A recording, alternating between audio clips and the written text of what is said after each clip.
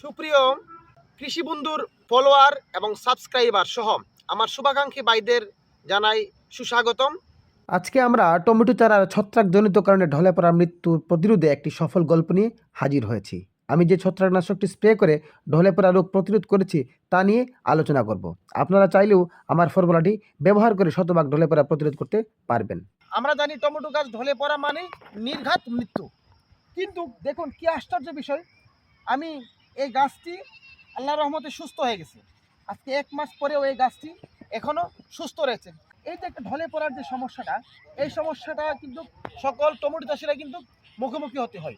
আজ থেকে 1 মাস পূর্বে আমার টমেটো ক্ষেতের চিত্র আমি দেখিয়েছিলাম।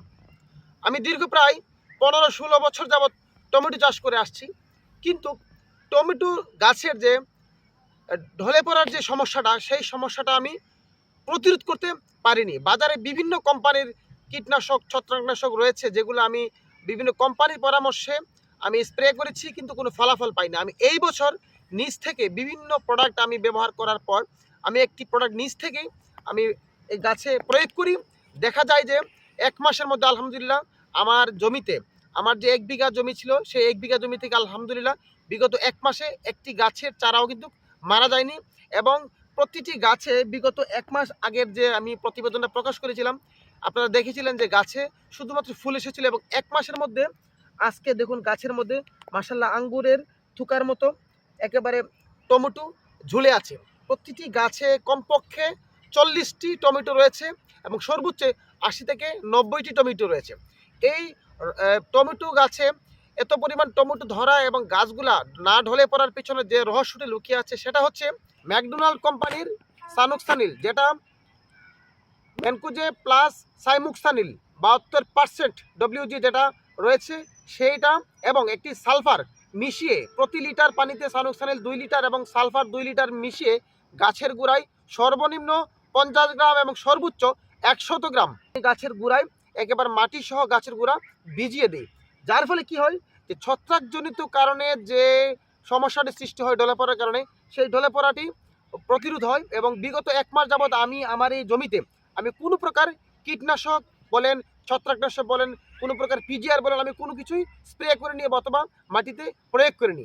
এর ফলে আমি শুধুমাত্র পরীক্ষা করেছি যে আসলে যে আমি যে ফর্মুলাটা আমি ব্যবহার করেছি, সেই ফর্মুলাটি গাছের কী উপকার আসে সেটা দেখার জন্যেই আমার এই বিগত 1 মাস যাবৎ এই গাছে কোনো প্রকার যত্ন না নেওয়া। এই গাছে প্রায় 72টি টমেটো ধরেছে। আমি দেখেছি যে সকল টমেটো চাষি ভাইরা টমেটো চাষ করতে গিয়ে ঢলে পড়া রোগের কারণে টমেটো চাষ করা বাদ দিয়েছেন, আমি সেই সকল টমেটো চাষিদের টমেটো চাষে ফিরে আসার আহ্বান জানাচ্ছি। কারণ ছত্রাকজনিত কারণে যে সকল টমেটোর চারা ফুল থেকে একেবারে চারা থেকে টমেটো ধরা পর্যন্ত অবস্থায় যে কোনো সময়ে যদি ঢলে পড়ে যায়, যদি কোনো আপনি সেই রকম ঢলে পড়া আক্রান্তের কারণে দুশ্চিন্তাগ্রস্ত হয়ে আছেন, সে সকল চাষিরা আমি মনে করি আপনারা যদি ম্যাকডোনাল্ড কোম্পানির সানুক্সানিল এবং যে কোনো কোম্পানির সালফার প্রতি লিটারে 2 মিলিগ্রাম হারে মিশিয়ে গাছের গোড়ায় 50 থেকে 100 মিলিগ্রাম পানি আপনি গাছের গোড়ায় মিশিয়ে দেন, মাটি ভালো করে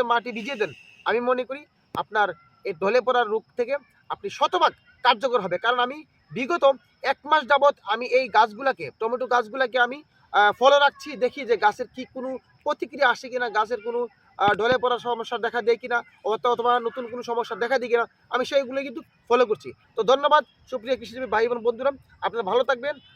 আমি আমার অভিজ্ঞতাটুকু আপনাদের কাছে শেয়ার করেছি, আপনারা আমার এই প্রতিবেদনটি সকল টমেটো চাষিদের কাছে ছড়িয়ে দিবেন, এই আমার বিশ্বাস। সবাই ভালো থাকবেন। আসসালামু আলাইকুম।